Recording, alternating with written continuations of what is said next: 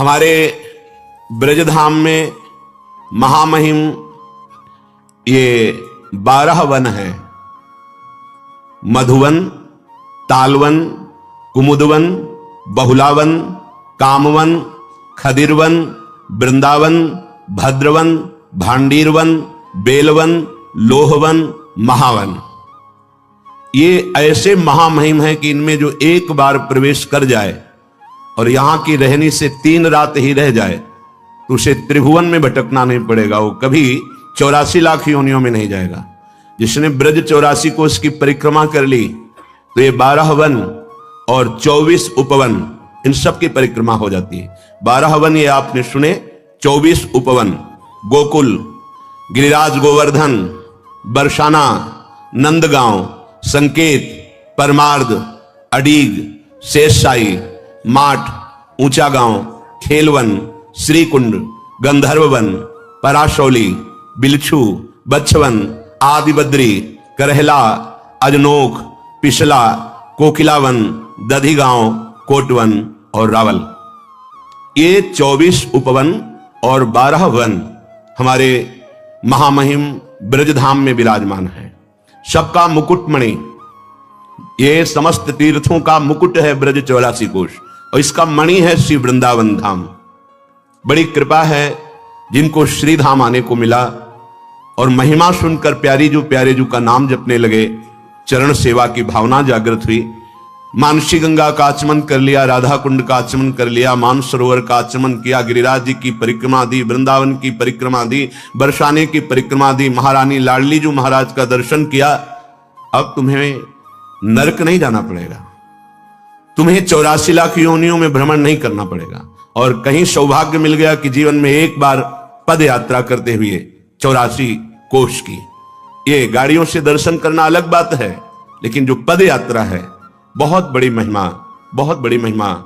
यहां की समानता तीर्थराज प्रयाग भी नहीं कर सकते, वो आके यहां खुद घुटने टेकते हैं, यहां की रज में लौटते हैं। इसलिए श्रीपाद कह रहे हैं यहां तो अमृत समुद्र बह रहा है, काहे को भ्रमित हो रहे हो, सुख की लालसा में पापाचरण कर रहे हो। तुम ऐसा समझते हो कि पाप करके धन कमा लेंगे तो सुखी हो जाएंगे, कदापि नहीं।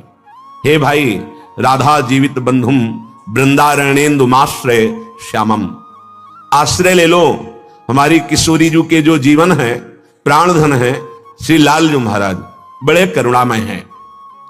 अगर इनके चरणों की वंदना कर ली, आश्रय ले ली, तो समस्त दुखों की निवृत्ति हो जाएगी। तो ये जिनके अधीन है, हम उनके चरणों का आश्रय लेने वाले हैं। जाके अधीन सदा ही सांवरो, यह ब्रज को शिरताज। फिर यहां श्रीपाद करें राधा जीवन बंधु श्री लाल जी का आश्रय ले लो, तभी तुम जान पाओगे लाडली जी को। लाल रंगीलो गाइए ताते प्रीति रंगीली पाइए, जिस पर श्री कृष्ण अत्यंत प्रसन्न है उसे राधा नाम जपने का सौभाग्य मिलता है। उपासक को अप्राप्ति की प्राप्ति की चिंता नहीं करनी चाहिए और प्राप्त की रक्षा की चिंता नहीं करनी चाहिए, इसका ठेका भगवान लिए हैं। विश्वास कर लो ना भगवान पर। वो कह रहे हैं अनन्यस चिंतयन्तो माम ये जनाः पर्युपासते तेषां नित्याभियुक्ता नाम योगक्षेमम वहाम्यहम्। कराम्यहम् नहीं कहा, वहाम्यहम्, मैं स्वयं वहन करता हूं। अब हमें योगक्षेम की चिंता नहीं करनी, जो उनको प्राप्त कराना है प्राप्त करा देंगे, जो प्राप्त है उसकी वो रक्षा करेंगे। देवर्षि नारद जी कहते हैं भोजनाच्छादने चिंतामृथा कुर्वन्ति वैष्णवाः योऽसौ विश्वम्भरो देवः सा किं दासानुपेक्षते।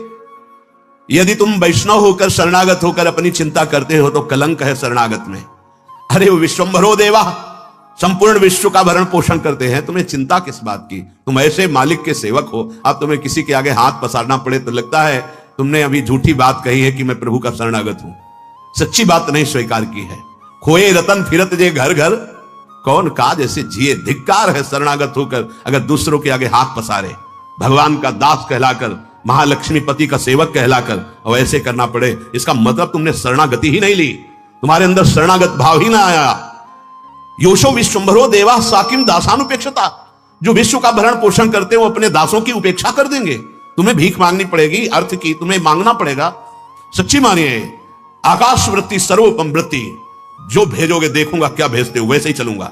बस कोई चिंता नहीं, ना मांगने की चिंता है, न मोक्ष की चिंता है, न कल्याण की चिंता। कितनी बेपरवाही, बस अपने कर्तव्य का पालन हम कर रहे हैं। कर्तव्य के पालन में फल की भी इच्छा का त्याग करना होता है। यह कर्म फलम त्यजति, ये स्थिति है भक्त की। हमारी जो भी चेष्टाएं हो रही हैं, मैं नहीं करता हूं, मेरे प्रभु करा रहे हैं, तो इनका फल क्या होगा? वो मुस्कुरा दे, बस। मेरी प्रिया जो मुस्कुरा दे, मेरे लाल जो मुस्कुरा दे, बस यही हमारा, और कोई कर्म फल नहीं। और वो मुस्कुरा दिए तो बकाया क्या रह गया? सच्ची मांगिए, प्रभु से कभी कुछ नहीं मांगना चाहिए। अगर मांगे तो बस एक ही बात मांगे कि आपके भजन में रुचि हो जाए, सब कुछ मिल जाएगा, सब कुछ। हम मांगेंगे भी तो हमारी हिम्मत नहीं वो मांग सके जो इनसे मांगना चाहिए, हिम्मत नहीं। जैसे एक गरीब आदमी को चक्रवर्ती सम्राट बुलावे और प्रसन्न होकर बोले मांगो, क्या मांगोगे? तो उसकी अपनी स्थिति से मांग आएगी कि 2 भैंस है, 4 परिवार, 1 साल भैंस का चारा दे दो और 1 साल का भोजन दे दो। बड़ी हिम्मत करके मांगेगा कि मैंने बहुत मांग लिया। अगर ये छोड़ दे कि महाराज हम गरीब आदमी क्या मांगना जाने, आप जो चाहो दे दो, तो हो सकता है वो एक नगर का नगर आपको दे दे, हो सकता है आजीवन के लिए वो सारा वैभव दे दे। ऐसे ही चतुर खिलाड़ी भगत वो है जो भगवान के ऊपर छोड़ देता है। क्या चाहिए तुम्हें? प्रहलाद जी से कहा हमारी आज्ञा है, वरदान मांगो।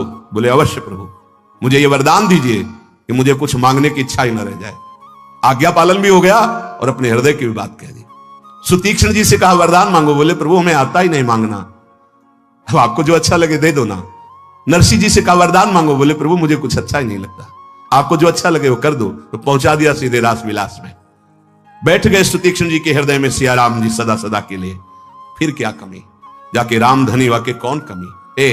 हमको प्रभु से मांगना भी नहीं आता। अगर मांगे तो सिर्फ एक बात मांगे, जैसा हमारे यहां संध्या में गाया जाता है, बिसरी हो ना बिसारी हो यही दान मोहि देव। मैं आपको भूलूं नहीं और आप भी कभी कभी याद कर लें कि आपका एक अधम दास है प्रभु, बस इतना ही चाहिए। इससे बड़ी चतुराई और कोई नहीं अगर ये मांग ले तो। काकभूषुंड जी को ज्ञान विज्ञान वैराग्य सब कुछ प्रदान किया। काकभूषुंड जी एक एक शब्द पर बड़ा ध्यान दे रहे थे, पर भगवान ने अपनी अविरल भक्ति का शब्द भी उच्चारण नहीं किया। काकभूषुंड जी ने कहा प्रभु आपको जो अच्छा लगा तो आपने दे दिया, लेकिन आपको यह भी चाहिए कि मेरे से पूछना चाहिए कि तुम्हें क्या अच्छा लगता है। आपने जो जो कहा प्रभु मुझे नहीं चाहिए। नहीं तुम्हें चाहिए क्या? बस आपका नाम जपते हुए आंसू बहाते हुए आपकी अविरल चिंतन में डूब जाऊं। बड़े बड़े प्रवीण हो काक, जिसको ये मिल गया तो ये सब अपने आप मिल जाता है। यदि ये मिल गया ना, गदगद सुर नैना सजल दंपति रस रे भीन, तो त्रिभुवन का कोई भी वैभव ऐसा नहीं जो आपके चरण न चूमे। एक एक हम कहां से मांगेंगे? उन्हीं को मांग लो जिनका त्रिभुवन है, सब काम बन जाएगा। यह कर्म फलम त्यजति कर्माणि संन्यस्ति, ये भक्त की स्थिति होती, वास्तविक होती। वो स्वयं करता नहीं होता, सच्ची मानिए होता है। वो जो भी हो रहा है वो देख रहा है, करता लय हो जाता है, तो वो कर्म करता नहीं है। जब तक ऐसी स्थिति ना हो तो भगवान श्री राम ने सबरी माता के सामने भक्ति का जो स्वरूप वर्णन किया, उसमें कहा छठ दम सील बिरत बहु कर्मा, निरत निरंतर सज्जन धर्मा। मेरी छठवीं भक्ति है कि वो अपने मन का दमन कर दे और बहुत ही सहनशील हो और ऐसे कार्यों से विरक्त हो जाए जो मेरे से विमुख कराने वाले कर्म हैं।